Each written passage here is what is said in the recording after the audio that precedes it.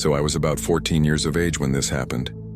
I was in my bed trying to sleep, but as always, I was failing.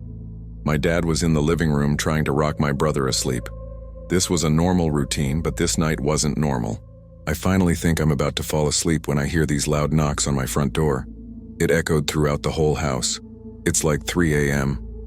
The knocks are then followed by a girl screaming, "Help, please, my mom needs help," over and over again. She was practically shrieking. My dad assumes it's some sort of a trap, so he's yelling back at her to leave us alone through the door. This little girl starts crying, kicking our door over and over again. Her screams still ring in my head every now and then. By this point, I'm sitting upright in my bed crying as well. I'm terrified and upset with my dad, because what if she needed help? So maybe 10 minutes go by of this continuous crying and screaming when I hear a man outside my window, which is only a few inches besides my front door where the girl was. And I hear him telling the girl to shut up, and I can hear him grab her, and she's screaming for him to let her go. I felt sick to my stomach. I wanted to look out my window, but I was paralyzed with fear. I can tell he's dragged her into the street. Her screams for her mother became quieter the further they got. Soon I hear about 3 cars speed off down the street after a lot of men were yelling, I assume at each other. My parents called the police and tried to get me to fall asleep, but I was too scared and traumatized. To this day, which is about 3 years later, I think about that little girl and her mother all the time, scared of what might happen to them. I used to want to know, but now I don't think I want to, as bad as that sounds.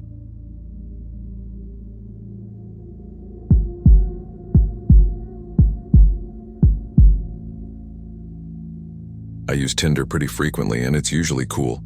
Just meeting people, chillin', smoking with most of them. So I match with this dude named Charlie, and he seems cool. He's really cute, and he plays music, which is really appealing to me as I also sing and play piano. We talk for a little while, and I agree to meet him at his house. Mistake number 1. Boo and Moothcats, why did I think it was a good idea to meet a stranger in their home? I don't drive, so I take an Uber over, and it's a decent way away, so it's kinda pricey. When he buzzes me into the apartment complex, I got this really creepy vibe, but I shook it off his nerves. I go up to the 3rd floor, and he's standing at the door. Things are cool. We're just chillin', we smoked a couple of bowls, and we're watching a movie. So he makes a move on me, and I go with it. We end up on the bed, and we're obviously engaging in adult activities when out of nowhere he wraps his hands around my neck, hard. Now that's all fine and good with me.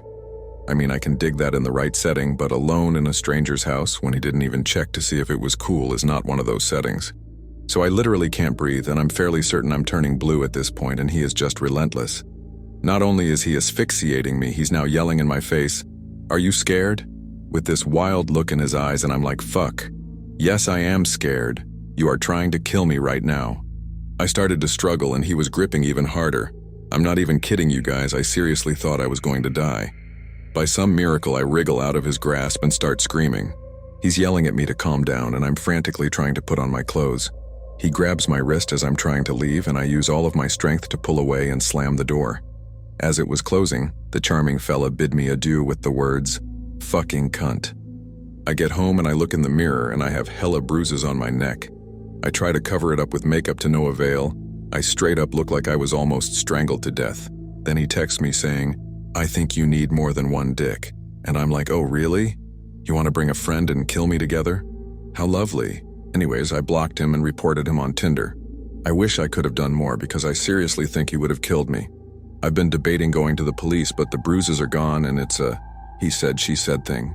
But I'm really starting to wonder if I should, because the next girl might not be so lucky.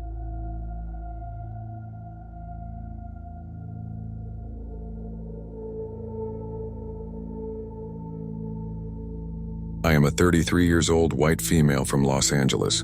3 years ago, my boyfriend and I, as planned for 5 years, turned 30, sold everything we owned, including my car, took his Trailblazer and decided to just travel around the States and Canada. I guess you could call us backpackers, as we tend to chase good weather, find a state park and backcountry hike into the wilderness for days at a time. My brother likes to joke that we are anti-establishment hippies. We don't necessarily live off the grid, but between the two of us we have one prepaid phone we use for emergencies or checking in with family and friends, and one MacBook, which I use for work. I'm a freelance writer, content creator, and I am on retainer with robotics company. I mostly write boring white papers or web content. The whole point of our living situation is to live debt-free and have as few bills as possible. I only use free Wi-Fi, so 1 to 2 times a week we have to go to a city with a Starbucks. This background info is only important so you know more about who we are and how simply we live. Neither of us is involved in social media and know very little of Reddit or Instagram or use any apps. Because our phone isn't a smartphone, we don't even text. Last summer, we decided to do some backcountry hiking in Arkansas. It's one of those states you don't ever really hear about other hikers visiting, but we read that it had some beautiful natural landscape. It does. The rules at this particular park were pretty lax. We didn't need a permit. There were a few basic laws and guidelines, but there was no check-in needed. We had all the basics and had planned to do a 6-day hike, 3 in, 3 out. The whole time we were out there, we didn't see or hear another soul. But on day 1, we were prepping to move off trail and find a camping spot as it was getting near dusk. We took what looked like kind of an animal trail, and about half a mile out, we saw a green 2-person tent.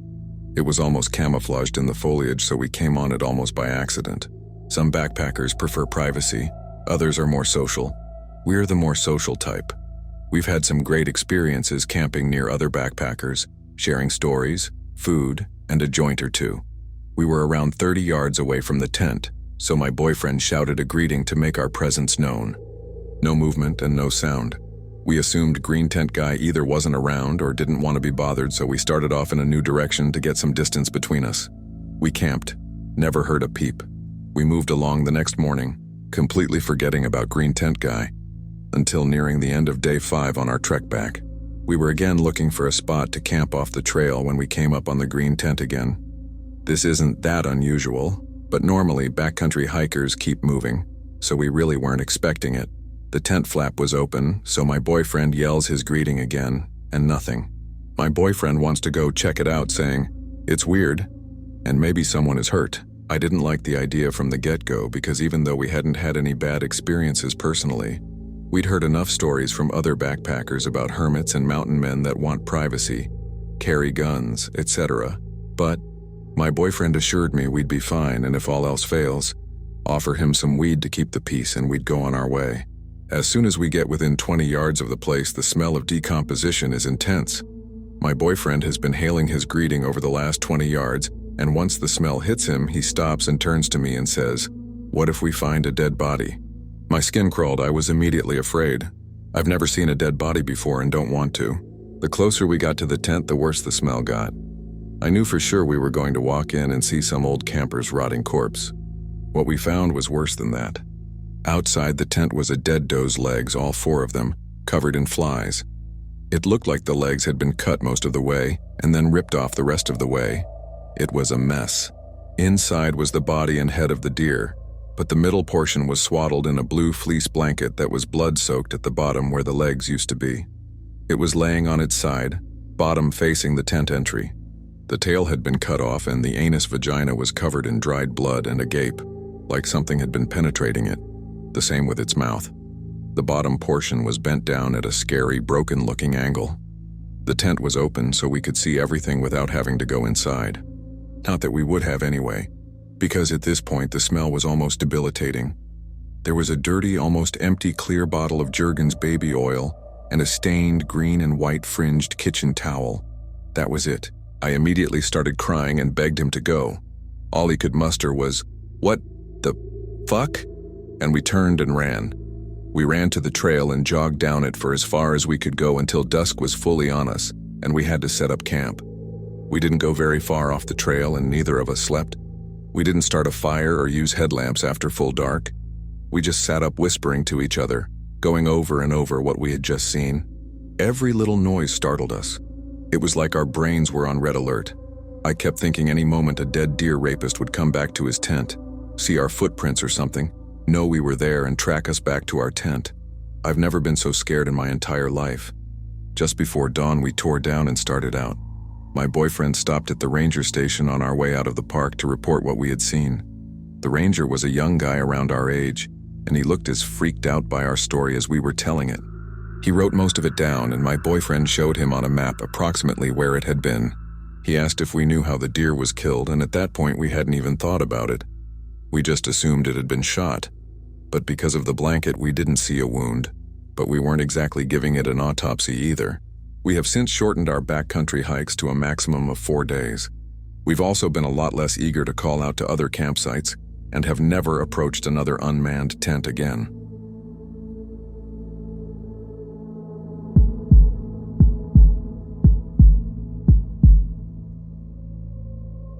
I went on a Tinder date some time ago while I was adjusting to a new city I had moved to. I didn't really know anybody there, so I used some online dating apps to see the dating scene around town. I landed one from a girl that seemed just like an artsy, hippie type of girl. We had a few exchanges through the Tinder app and then decided to meet up for a drink. I picked her up at her house and she greeted me at the door and gave me a hug. She said the name of a local bar she wanted to go to for us to chat and get to know each other.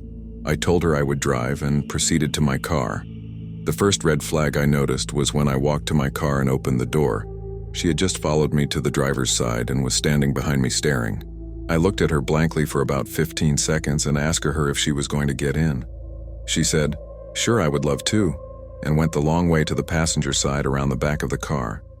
Since I had just met the girl, I figured she had just maybe smoked some weed or something, as I had kind of got the vibe she was a bit of a stoner. As I was driving to the bar, she talked in a very low voice, almost as if she was trying to whisper.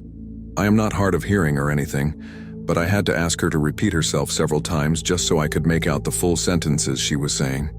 When we got to the bar, I made sure we got a seat closer to the back away from most people, just so I could have a little quiet in order to hear her. The conversations honestly carried on as normal from this point, and it was actually a fun time for the time being. We talked about different things we were interested in, and she did bring up she did recreationally use weed and a few other tripping substances like shrooms and such. I am not much of a fan of these, but it at least made me relax in the back of my mind to think maybe she was just high off marijuana, and that rationally explained some of the out there behavior.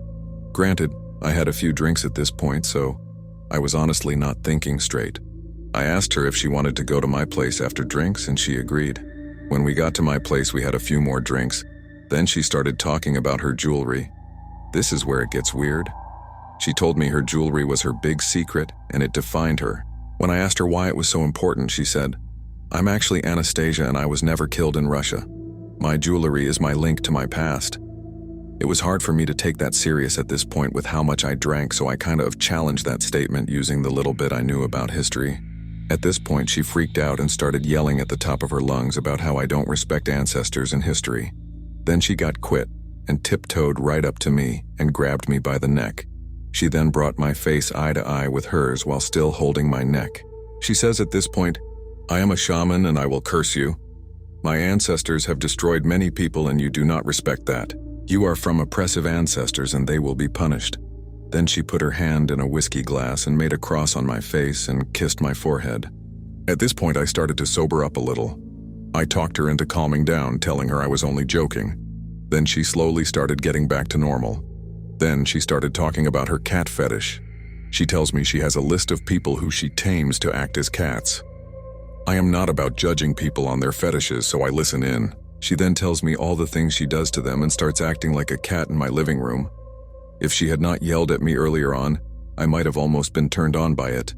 My red flags in my head were tingling like crazy at this point, so I just listened and tried not to set her off.